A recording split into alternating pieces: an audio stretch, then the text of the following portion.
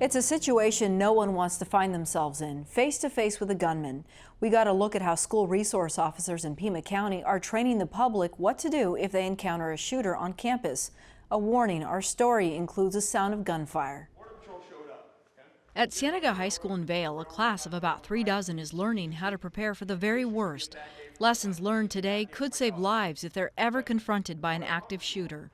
It invigorates my sense of community to see teachers and folks from around the county spending time out of their summers, some of them not being paid, in dedication to their kids and to their communities. Taught by Pima County Sheriff deputies and first responders, Deputy Bill Farmer says about 600 people have gone through his department's active shooter workshop, now in its second year. And it's not just educators and school administrators, but members of churches and even the Pima County Attorney's Office. When we have folks who would rather put their head in the sand and pretend like something couldn't happen, it only makes them more vulnerable and increases the risk of harm to the people that they have charge over.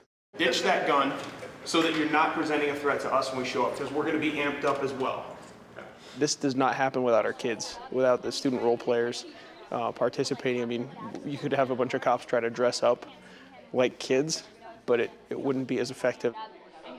It's a big thing that a lot of people my age are really worried about, and I just really wanted to be involved in something that could really help save a lot of people's lives. So what we're doing today is we're now in the portion where you get to apply the things we learned about this morning, so you're now getting to put that into action, okay? In smaller groups, everyone goes through 4 scenarios involving guns, where they must make split-second decisions about how to keep students safe. One of the scenarios, we're walking during a fire alarm outside. We're almost at the doors. A man with a rifle comes like right around the corner, like right in my face, like we're nose to nose to each other. Remember me! Remember me! End scenario. You see a teacher throws themselves at the gunman. That's a big deal. And that's a level of selflessness that I think not just cops, but anybody would be touched by.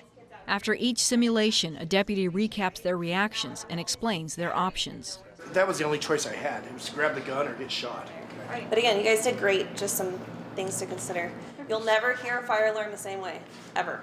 If we're able to expose them to a little bit of stress, a little bit of that chaos in the training environment, then you will ultimately see a better reaction when it happens in real life. Asked me 10 years ago if I thought I'd be doing an active shooting training during my summer break, and I would have said no. It's not just schools. I think that businesses and churches and everyone's preparing for emergencies. It's not just an educational concern. When your training involves real guns and real gunfire and real screams, it's different. And I think that it really stresses the fact that you've got to practice.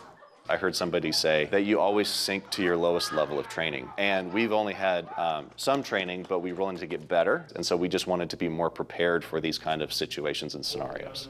Scott Billings has been in youth ministry for about 20 years and plans to share what he learns with the rest of his congregations. I think the biggest surprise, we had a scenario where we were in a classroom and there was a shooter that didn't come into the classroom but was firing real shots. So we barricaded the door, we locked the door, we turned off the lights.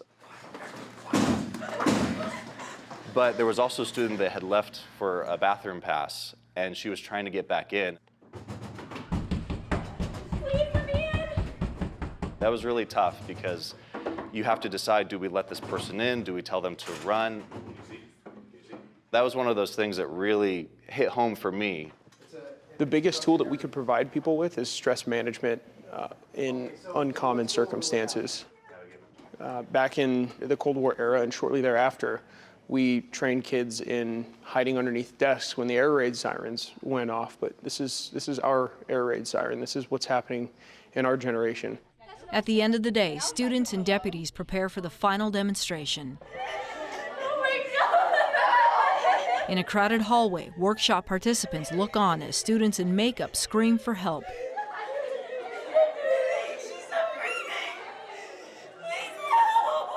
As deputies move past them to stop a gunman. My job is to prepare my staff for the worst day of their life, to give them whatever training tools I can bring to the table. if I can't prevent this sort of thing from happening, then my job becomes to stop it.